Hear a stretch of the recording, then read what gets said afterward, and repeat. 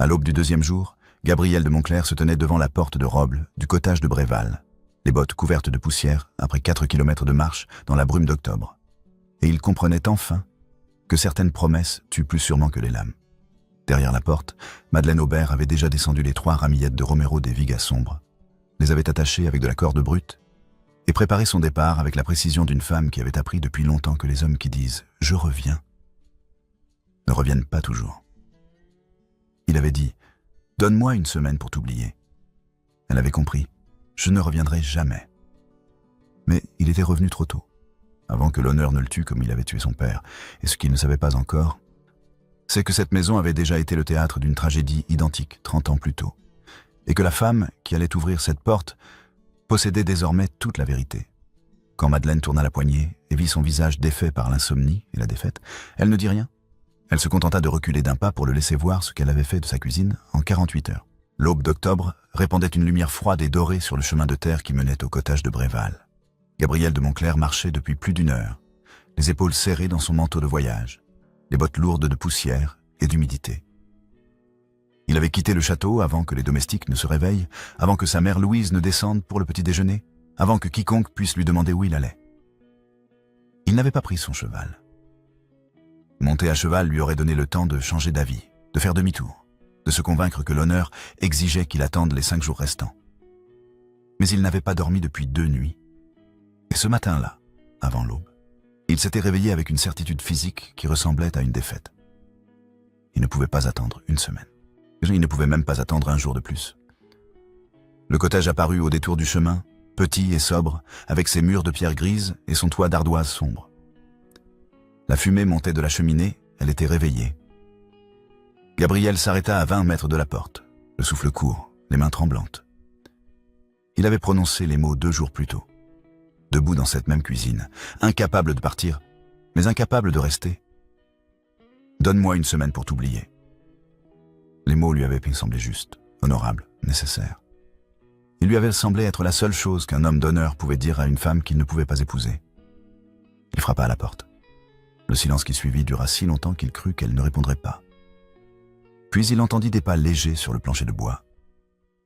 Et la porte s'ouvrit. Madeleine Aubert se tenait dans l'encadrement, vêtue d'une robe simple de toile écrue, les cheveux à moitié rassemblés dans un chignon lâche. Elle ne sourit pas. Elle ne recula pas. Elle le regarda simplement, les yeux calmes et sombres, et derrière elle, Gabriel vit ce qu'elle avait fait de sa maison. Les Vigas étaient nus.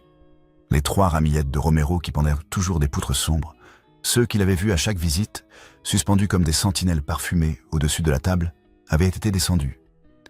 Ils reposaient sur la table de bois, attachés avec de la corde brute, prêts pour le voyage. Elle avait commencé à vider la maison. « C'est le 2e jour », dit Madeleine d'une voix douce et sans reproche. Gabriel sentit une douleur sourde lui traverser la poitrine. « Oui, tu avais dit 1 semaine. » « Oui, alors pourquoi es-tu là ?»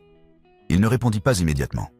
L'air d'octobre entrait par la porte ouverte, froid et vif, portant l'odeur de la terre humide et des feuilles mortes. Gabriel regarda les ramillettes sur la table, puis le visage de Madeleine, et il comprit ce qu'il avait fait. Il avait prononcé les mots d'un homme qui part. Elle les avait reçus comme les mots d'un homme qui ne revient jamais. « Parce que j'ai essayé de dormir », dit-il enfin, quand la voix rauque, « et que le sommeil avait ton odeur. » Madeleine ne bougea pas. Elle ne ferma pas la porte. Elle garda le silence pendant un long moment, et Gabriel crut qu'elle allait le renvoyer, qu'elle allait lui dire que 2 jours n'étaient pas 1 semaine, et qu'un homme d'honneur tenait sa parole. Mais au lieu de cela, elle recula d'un pas et ouvrit la porte plus largement. « Entre, dit-elle. « Mais le romarin reste sur la table ?» Gabriel franchit le seuil et entra dans la cuisine. La chaleur du feu l'enveloppa immédiatement, et il sentit l'odeur familière de la tisane et de la terre sèche. Madeleine referma la porte derrière lui et se dirigea vers la cheminée sans le regarder. Elle versa de l'eau chaude dans 2 tasses de céramique et y déposa des feuilles séchées.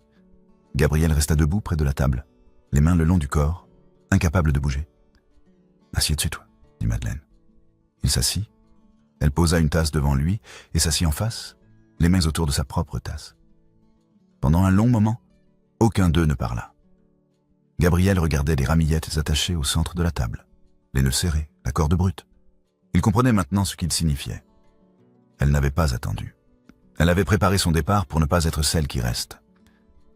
3 semaines plus tôt, dit Madeleine doucement. Tu es venue ici avec une blessure à l'épaule. Gabrielle leva les yeux vers elle. Oui. Et tu es revenue 5 fois. La blessure était guérie depuis longtemps. Oui. Pourquoi?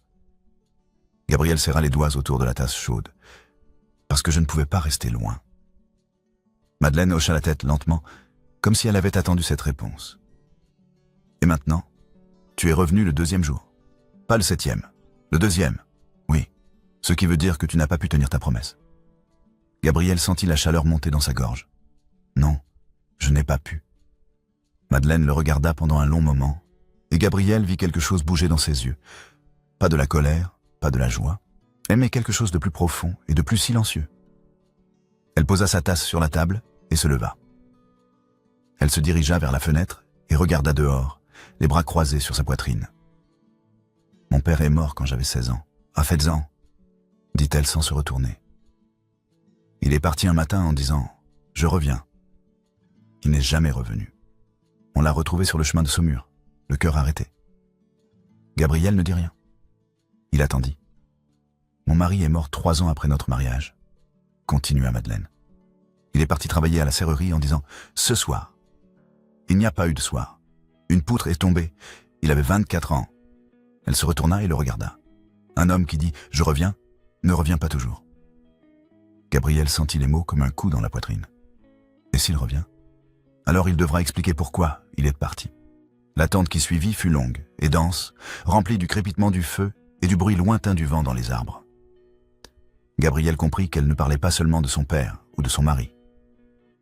Elle parlait de lui. « Je suis parti parce que je suis promis à Hortense de Pressigny, dit-il enfin. Le contrat expire vendredi. Ma mère attend que je signe. Et je ne savais pas comment te dire que je ne pouvais pas t'épouser, sans te dire d'abord que je ne pouvais pas t'oublier. » Madeleine s'approcha de la table et posa les mains sur le dossier de sa chaise. « Alors tu m'as demandé une semaine. » « Oui. Comme si l'oubli était une chose qu'on administre. Comme un remède. » Gabrielle baissa les yeux vers sa tasse. « Oui. Et maintenant tu es revenu le 2e jour ?» dit Madeleine doucement, « parce que le remède n'a pas fonctionné. » Gabrielle leva les yeux vers elle et vit qu'elle ne souriait pas, mais qu'il y avait quelque chose dans son regard qui ressemblait à de la compréhension. « Non, dit-il. Le remède n'a pas fonctionné. » Madeleine hocha la tête lentement. « Alors raconte-moi comment tu es arrivée ici la première fois. » 3 semaines plus tôt, la calesa de Gabrielle s'était brisée sur le chemin de Bréval. La roue avant gauche avait heurté une pierre, l'essieu avait craqué et le cheval avait trébuché en avant, avec un hennissement de panique. Gabrielle avait été projetée contre le côté de la voiture, l'épaule droite heurtant le bois avec une violence qui lui avait coupé le souffle. Quand il s'était relevé, la douleur dans son épaule était si vive qu'il n'avait pas pu lever le bras. Ah, 2 hommes du village l'avaient aidé à descendre de la calza et l'avaient emmené au cottage de Bréval. Madeleine Aubert, avait dit l'un d'eux. Elle soigne mieux que le médecin de Saumur. Gabrielle était entrée dans le cottage en tenant son épaule, le visage pâle de douleur.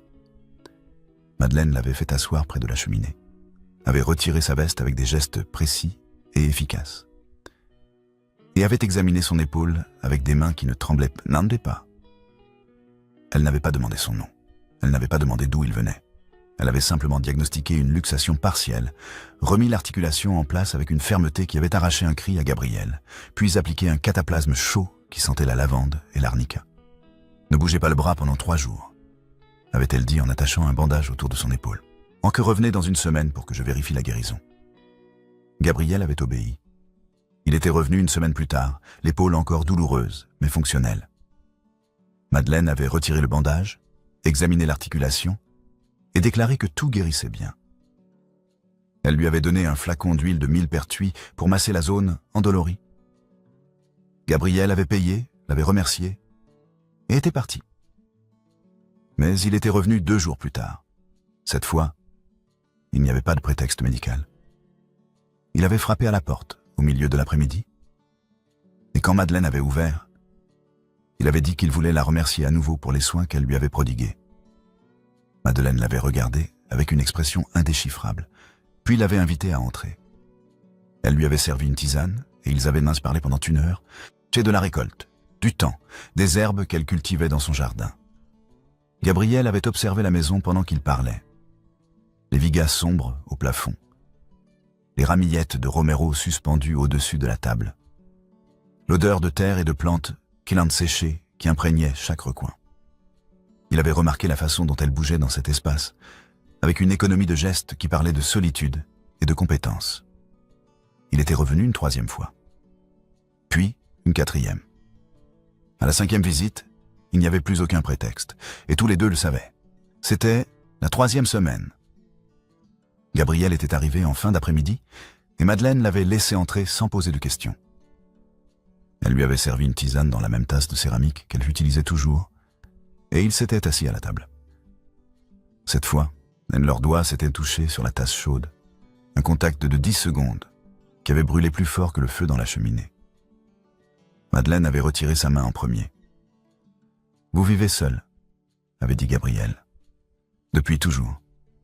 Mon père est mort quand j'avais 16 ans, mon mari quand j'en avais 22. Vous avez été mariés. 3 ans. Assez pour apprendre qu'un homme qui dit « je reviens » ne revient pas toujours. » L'immobilité qui avait suivi avait été longue et chargée. Gabriel avait regardé Madeleine, et il avait vu une femme qui avait appris à survivre sans attendre. Ce qu'il avait ressenti n'était pas de la pitié, mais de la reconnaissance. Elle le voyait sans le titre, sans le château, sans l'armure. Avec elle, il existait différemment. « Et s'il revient ?» avait-il demandé.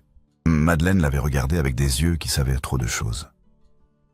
Alors il devra expliquer pourquoi il est parti. Cette nuit-là, dans son château, Gabriel avait compris qu'il ne pouvait plus se mentir. Il aimait Madeleine Aubert.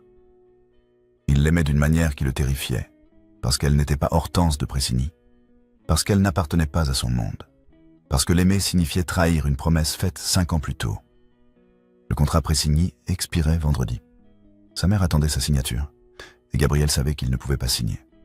Mais il savait aussi qu'il ne pouvait pas rester. Gabriel était revenu au cottage une dernière fois, 3 jours avant l'expiration du contrat. Il s'était tenu debout dans la cuisine, incapable de partir, mais incapable de rester. Et il avait prononcé la phrase qui lui semblait juste, honorable, nécessaire. « Donne-moi une semaine pour t'oublier. » Madeleine avait reçu les mots sans surprise. Elle n'avait pas pleuré. Elle n'avait pas protesté. Elle avait simplement hoché la tête, comme si elle reconnaissait le son que font les hommes avant de disparaître. Elle n'avait pas répondu. Elle avait juste regardé Gabriel, les yeux calmes et sombres. Et il avait vu dans ce regard quelque chose qui ressemblait à de la résignation. Il était parti. Madeleine avait regardé la porte se fermer, et elle était restée immobile pendant un long moment, les mains le long du corps. Puis, elle s'était levée et avait commencé à descendre les ramillettes de Romero de Vigas. Elle les avait détachées un par un, lentement, avec la précision d'une femme qui avait déjà vécu cette scène. Mais elle ne pleurait pas. Elle préparait son départ avec la même compétence qu'elle mettait à soigner les blessures ou à préparer les remèdes. 1 semaine. C'était assez de temps pour vider une maison. C'était assez de temps pour partir avant d'être abandonné. Le premier jour, Gabriel avait essayé d'administrer l'oubli comme on administre un remède. Il avait dîné avec Hortense de Pressigny dans la grande salle du château, entouré de candélabres d'argent et de domestiques silencieux. Hortense avait parlé du mariage, de la dot, des terres qui seraient réunies. Gabriel avait hoché la tête au bon moment, avait souri quand il le fallait et n'avait rien ressenti. Le soir, il avait examiné les contrats Pressigny dans son bureau, les pages couvertes de signatures et de sceaux. Il avait lu chaque clause, chaque condition, chaque engagement. Les mots n'avaient aucun sens. La nuit, il avait parcouru les couloirs du château sans trouver le sommeil. Il avait ouvert les fenêtres pour laisser entrer l'air froid d'octobre, mais l'air sentait le romarin et il avait dû les refermer. Il s'était allongé dans son lit et avait fermé les yeux, mais tout ce qu'il voyait, c'était le visage de Madeleine quand il lui avait dit « Donne-moi 1 semaine ». Tout ce qu'il entendait, c'était le silence qu'elle avait laissé après ces mots. Le 2e jour, il s'était réveillé avant l'aube, avec une certitude physique qui ressemblait à une défaite. Il ne pouvait pas attendre 5 jours de plus. Il ne pouvait même pas attendre 1 jour de plus. Il s'était levé, avait enfilé son manteau de voyage et était sorti du château avant que quiconque ne se réveille. Il avait marché 4 kilomètres dans la brume pour revenir au cottage de Bréval. Ce n'était pas une décision rationnelle. C'était une capitulation qui portait le poids de la vérité. Pendant les 2 mêmes jours, Madeleine avait préparé son départ. Elle avait vidé l'armoire aux herbes, trié les flacons et les sachets, emballé les instruments. Elle avait descendu les ramillettes de Romero et les avait attachées avec de la corde brute. Elle avait plié ses vêtements, rangé ses livres, nettoyé la cheminée. Elle ne pleurait pas. Elle travaillait avec la même efficacité qu'elle mettait à soigner les malades ou à cultiver son jardin. Le 2e matin, en vidant le dernier tiroir de l'armoire aux herbes, elle avait découvert un compartiment caché.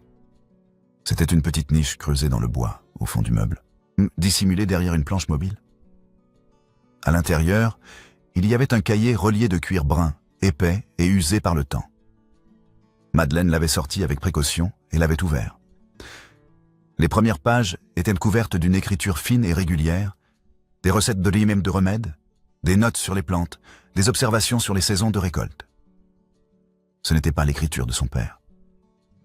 Entre les pages centrales, un iris séché était pressé contre le papier jauni. Sous la fleur, une inscription à l'encre pâlie. Pour la maison qui m'a vue vivante, Colette, octobre 1796. Madeleine avait refermé le cahier lentement, les mains tremblantes. Colette, octobre 1796. 30 ans plus tôt. Quelqu'un d'autre avait vécu dans cette maison avant son père. Quelqu'un d'autre avait cultivé ses herbes, préparé ses remèdes, en suspendu du romarin au vigas sombre. Elle avait passé le reste de la journée à enquêter. Elle était allée au village consulter le registre paroissial. Elle avait interrogé les anciennes, celles qui se souvenaient des années 1790. Elle était allée chez le notaire vérifier les contrats de bail. Petit à petit, elle avait reconstitué l'histoire. Colette Marsan, herboriste, avait vécu dans ce cottage de 1790 à 1796. Le bail avait été résilié en octobre 1796 par le duc de Montclair, le père de Gabriel. Colette était partie pour Angers. Elle était morte seule en 1802, à l'âge de 42 ans, sans famille, sans enfant. Le notaire avait retrouvé une note dans les archives. Décès de mademoiselle Marsan, ancienne locataire du domaine de Montclair. Aucun héritier. Madeleine était rentrée au cottage en fin d'après-midi, le cahier de Colette serré contre sa poitrine. Elle s'était assise à la table, avait ouvert le cahier à la dernière page et avait lu la dernière entrée. C'était une recette de tisane contre l'insomnie, écrite d'une main tremblante, suivie d'une seule phrase. « Il ne reviendra pas, mais je ne partirai pas en pleurant. » Madeleine avait fermé le cahier et l'avait posé sur la table. Elle avait regardé les ramillettes de Romero attachées et prêts pour le voyage. La même maison, la même trajectoire.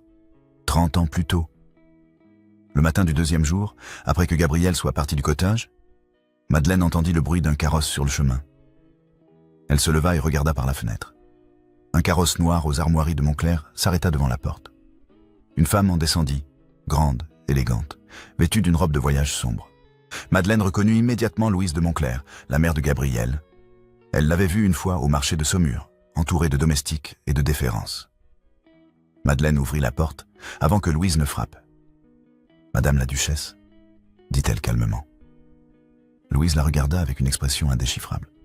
« Mademoiselle Aubert. »« Puis-je entrer » Madeleine recula et laissa Louise entrer. La duchesse s'arrêta au milieu de la cuisine et regarda autour d'elle. Les vigas nus, les ramillettes sur la table, les caisses à moitié remplies. Elle hocha la tête lentement, comme si elle reconnaissait quelque chose.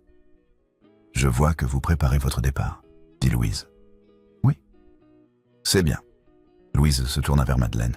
« Je suis venue vous offrir quelque chose. Une position à Angers, dans une maison respectable. Un salaire décent, une sortie digne. » Madeleine ne répondit pas immédiatement. Elle se dirigea vers la table, prit le cahier de Colette et le posa devant Louise. « Je sais qui vivait dans cette maison avant mon père, » dit-elle doucement. Louise pâlit. « Je ne comprends pas. Elle s'appelait Colette Marsan. Elle cultivait les mêmes herbes que moi, parce que j'ai trouvé son cahier de recettes derrière l'armoire, avec un iris séché et son nom. » Madeleine ouvrit le cahier à la page de l'inscription. « Pour la maison qui m'a vue vivante, Colette. Octobre 1796. » Louise regarda le cahier sans bouger. « J'ai vérifié le registre paroissial, » continua Madeleine. « J'ai parlé aux anciennes du village. J'ai consulté les archives du notaire. Le bail de Colette a été résilié en octobre 1796, un mois après votre mariage avec le duc Édouard de Montclair. Elle est partie pour Angers. Moi et celle qui est morte seule 6 ans plus tard. La pause qui suivit fut longue et lourde. Louise s'assit lentement sur une chaise, les mains serrées sur ses genoux. Comment avez-vous su? Parce que les femmes du village se souviennent d'une herboriste qui est partie un matin sans dire au revoir. Parce que le notaire a gardé une trace de la résiliation du bail. Et parce que votre fils m'a dit exactement les mêmes mots que votre mari a dû dire à Colette. Madeleine se pencha en avant. Donne-moi une semaine. Ce n'est pas une phrase de Gabriel. C'est la vôtre. Louise leva les yeux vers Madeleine, et pour la première fois, son visage perdit son masque de contrôle. Comment savez-vous cela? Parce que les mêmes mots, dans la même maison, sur la même sorte de femme, ce n'est pas une coïncidence. C'est un héritage. Louise ferma les yeux. J'ai dit ces mots à mon mari quand j'ai découvert qu'il venait ici. Je lui ai dit, donne-toi une semaine pour l'oublier. Si après une semaine tu veux toujours la voir, je ne t'en empêcherai pas. Et il a obéi. Oui. La voix de Louise était à peine audible. Il n'est jamais revenu à Bréval. Il a tenu sa parole. Il était un homme d'honneur. Et il est mort en prononçant son nom, pas le vôtre. Louise ouvrit les yeux et regarda Madeleine avec une expression qui ressemblait à de la douleur. Oui. Votre mari n'a pas oublié, madame. Il a obéi. Ce n'est pas la même chose. L'intervalle qui suivit fut si long que Madeleine crut que Louise allait partir sans répondre. Mais finalement, la duchesse se leva, lissa sa robe et regarda Madeleine avec une dignité qui ressemblait à de la défaite. « Alors qu'allez-vous faire ?» demanda Louise. « Je ne partirai pas comme Colette, » dit Madeleine. « Pas parce que je suis plus courageuse, mais parce que je sais ce qui arrive à celles qui partent par dignité. Elles meurent seules, et l'homme qu'elles aimaient meurt en disant leur nom. » Louise hocha la tête lentement. « Et si mon fils revient? S'il revient, ce sera son choix. Pas le mien, pas le vôtre. Le sien. » Louise regarda Madeleine pendant un long moment, puis se dirigea vers la porte. Avant de sortir, elle se retourna. Colette est enterrée à Angers, cimetière de l'Est. Personne n'a mis de fleurs sur sa tombe en 30 ans. Puis elle partit. Simultanément, Gabriel fouillait le bureau de son père défunt. Il cherchait des réponses aux noms murmurés sur son lit de mort 14 ans plus tôt. Colette. Il avait 16 ans à l'époque, et il n'avait jamais oublié ce nom prononcé avec une douleur qui ressemblait à un regret éternel. Le bureau était rempli de documents, contrats, lettres, registres fonciers. Gabriel fouilla les tiroirs un par un, déplaça les piles de papier, ouvrit les compartiments secrets. Au fond du dernier tiroir, il trouva un petit journal relié de cuir noir. Il l'ouvrit. Les pages étaient vierges, sauf une, la première. L'entrée était datée du 15 octobre 1796. L'écriture de son père, ferme et régulière, couvrait à peine 5 lignes. J'ai tenu ma parole. La semaine est passée. Je suis un homme d'honneur, et je suis mort. Gabriel relut les mots 3 fois, le cœur battant. Donne-moi une semaine. Ce n'était pas sa phrase. C'était celle de sa mère, prononcée à son père 30 ans plus tôt. Son père avait obéi. Il n'était jamais revenu à Bréval. Et il était mort en prononçant le nom de Colette. L'honneur familial révélé comme malédiction héréditaire. Gabriel referma le journal et le serra contre sa poitrine. Il comprenait maintenant. Il comprenait pourquoi il n'avait pas pu dormir pendant 2 nuits. Il comprenait pourquoi il était revenu à l'aube du 2e jour. Il comprenait pourquoi la phrase « Donne-moi une semaine » lui avait semblé si naturelle, si juste, si honorable. Ce n'était pas son honneur. C'était celui de son père. Et cet honneur avait tué plus sûrement qu'une lame. La tardecée du 2e jour répandait une lumière dorée et sans pitié sur le cottage de Bréval. Gabriel revint au cottage avec la page du journal de son père, pliée dans sa poche. Il frappa à la porte. Madeleine ouvrit, et cette fois, elle ne dit rien. Ou elle se contenta de reculer pour le laisser entrer. Gabriel entra dans la cuisine et vit que rien n'avait changé depuis le matin. Les ramillettes de Romero et Terlasson étaient toujours sur la table, attachées et prêts pour le voyage. Les vigas étaient toujours nus. Madeleine s'assit à la table et posa le cahier de Colette devant elle. « Ta mère est venue ce matin, dit-elle. Je sais. Elle m'a offert Angers. Comme à Colette. Comment connais-tu Colette ?» Madeleine poussa le cahier vers Gabriel. « Parce que je vis dans sa maison. Parce que je cultive ses herbes. Et parce que j'ai trouvé son cahier derrière l'armoire. Un cahier que personne n'a ouvert en 30 ans. » Gabriel ouvrit le cahier et lut l'inscription sous l'iris séché. Puis, il sortit la page du journal de son père de sa poche et la posa à côté du cahier de Colette. 2 documents. 2 générations. La même table. Madeleine lut les mots écrits par le père de Gabriel. Il a obéi. Oui. Et tu es venu le 2e jour. Oui. Ce qui veut dire que la phrase « une semaine » n'est pas une promesse. C'est une malédiction. Et tu l'as prononcée sans savoir qu'elle appartenait à ta mère. Gabriel hocha la tête, incapable de parler. La lumière d'octobre entrait par la fenêtre de la cuisine, dorée et impitoyable, éclairant les 2 documents posés côte à côte comme des preuves d'un crime commis 2 fois. « Je ne veux pas d'une semaine », dit Gabriel enfin, la voix brisée. « C'est la phrase qui a tué mon père, et je refuse d'être la version suivante. » Madeleine le regarda avec des yeux qui savaient trop de choses. « Ce n'est pas suffisant. Pourquoi ? Parce que tu es venu à l'aube, en cachette, dans le brouillard. Comme un homme qui fuit, pas comme un homme qui choisit. » Gabriel ressentit les mots comme une gifle. « Que veux-tu dire ?» Madeleine se leva. Elle prit le premier bouquet de romarin sur la table et le porta vers les vigas. Et moi, j'étais prête à partir. Le romarin était décroché, les nœuds faits. Le même geste que Colette. 30 ans plus tard, la même femme qui défait sa maison pour faciliter l'oubli d'un homme. Elle attacha le premier bouquet à la poutre avec des gestes lents et précis. « Tu n'es pas Colette ?» dit Gabriel. « Non. » Madeleine prit le 2e bouquet. Parce que Colette n'avait pas son cahier. Elle ne savait pas ce que je sais. Elle était partie en croyant que la dignité, c'était de ne pas attendre. Moi je sais que la dignité, c'est de rester, mais debout, avec la vérité. Pas comme quelqu'un qui attend, mais comme quelqu'un qui exige. Elle attacha le 2e bouquet, puis le 3e. Les vigas revinrent à sentir le romarin. La maison redevint une maison. Madeleine se retourna vers Gabriel. « Rentre au château. Dis à ta mère que tu as trouvé le cahier de ton père. Dis-lui que Colette est enterrée à Angers et que personne n'a mis de fleurs en 30 ans. Et dis-lui que la femme qui vit ici a trouvé le cahier de Colette aussi et qu'elle ne partira pas. Et ensuite tu reviens, pas à l'aube, pas dans le brouillard, par le chemin, en plein jour, à une heure où tout le village te verra. Et tu frappes à cette porte comme un homme qui a choisi, pas comme un homme qui n'a pas pu dormir. » Gabriel sentit une libération soudaine traverser sa poitrine. « Et toi ? Moi, je serai ici. Pas parce que tu reviens, non parce que j'ai décidé de ne pas partir. Ce sont 2 choses différentes. Et c'est la première fois qu'elles arrivent dans cette maison en même temps. » Gabriel la regarda pendant un long moment.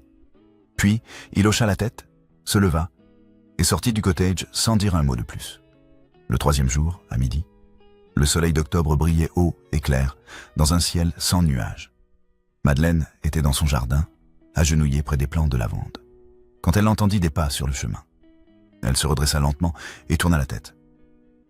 Gabriel arrivait à cheval, descendant le chemin de Bréval en pleine lumière. Il portait son manteau de voyage, mais cette fois, il n'y avait pas de brume, pas d'ombre, pas de secret. Il s'arrêta à 200 mètres du cottage, descendit de cheval et attacha les rênes à un arbre. Puis il marcha le dernier tronçon à pied, lentement, la tête haute. Madeleine se leva et essuya la terre de ses mains. Elle ne bougea pas. Elle attendit. Gabriel arriva devant la porte et frappa. Madeleine ouvrit. Ce qu'elle vit. Le même homme, mais sans la poussière de l'aube, sans le désordre de l'insomnie. Avec les yeux de quelqu'un qui avait décidé avec la lumière allumée. « C'est le 3e jour, » dit Gabriel. 2 jours. Debout. Par le chemin. Madeleine ne répondit pas immédiatement. Elle sortit sur le seuil, entre la maison et le monde, entre ce qui avait été et ce qui commençait. Elle tenait à la main une lettre pliée. Gabriel reconnut le sceau de sa mère. « Elle m'a écrit, » dit Madeleine. « Elle dit que tu as rompu le contrat Pressigny, que tu as refusé de signer, que tu as dit à Hortense la vérité. Oui. Et elle dit aussi que tu as mis des fleurs sur la tombe de Colette. » Gabriel hocha la tête. Des iris, comme celui de son cahier. Madeleine le regarda pendant un long moment. Puis elle recula d'un pas et ouvrit la porte plus largement. « La tisane est chaude. Alors je reste. » Gabriel entra dans le cottage. Madeleine referma la porte derrière lui. La cuisine sentait le romarin et la terre fraîche. Les 3 ramillettes pendirent de nouveau au vigas sombre, mais à côté d'eux, un 4e bouquet était apparu, attaché avec une corde de soie sombre qui ne ressemblait à rien de ce que Madeleine possédait. Du luxe inséré dans le simple. Le signe d'un homme qui avait appris à planter. Madeleine versa la tisane dans 2 tasses et s'assit à la table. Gabriel s'assit en face d'elle. Leurs doigts se touchèrent sur la céramique chaude. Oh, et cette fois, aucun d'eux ne retira sa main. « Mon père a obéi à ma mère, » dit Gabriel doucement. « Et il est mort en disant le nom de Colette. Je ne veux pas mourir en disant ton nom. Je veux vivre en le disant. » Madeleine serra ses doigts autour des siens. « Alors reste. Pas une semaine. Pas un mois. Reste jusqu'à ce que le romarin tombe des vigas et que nous devions en suspendre de nouveau. Reste jusqu'à ce que le jardin ait besoin d'être replanté. Reste jusqu'à ce que cette maison sente autant toi que moi. » Gabriel leva sa main libre et caressa doucement la joue de Madeleine. « Tes mains sentent le romarin.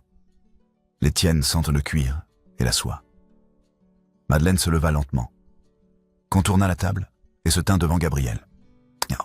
Elle leva les mêmes mains qui avaient soigné son épaule, qui avaient cultivé le jardin, et qui avaient décroché le romarin pour un voyage qu'elle n'avait pas fait, et en marqua son visage. Puis, elle se pencha et l'embrassa. Ce n'était pas un baiser de fuite, c'était un baiser de retour, un baiser de présence, un baiser de femme qui avait décidé de rester debout, avec la vérité, et d'exiger ce qu'elle méritait. Gabriel entoura Madeleine de ses bras et la serra contre lui. La lumière d'octobre entrait par la fenêtre, dorée et généreuse, éclairant la cuisine où 2 personnes avaient choisi d'être là, sans mettre de limite à ce qu'elles ressentaient. Ce n'était pas une promesse. C'était l'opposé d'une promesse. C'était une présence. 2 actes parallèles de défiance, lui contre la parole de sa famille, elle contre son propre instinct de fuite, convergeaient dans le même seuil, à la même heure, à pleine lumière. Et pour la première fois en 30 ans, la maison de Bréval n'était plus le théâtre d'une tragédie, mais le lieu d'un commencement. Dans le jardin, une nouvelle variété de plantes avait été plantée avec des mains qui ne savaient pas cultiver, la terre mal tassée, les rangées inégales. La première chose que Gabriel de Montcler avait plantée de sa vie. Et dans la cuisine, un 4e bouquet de romarin pendait au vigas, attaché avec de la soie sombre, signe d'un homme qui avait appris à rester.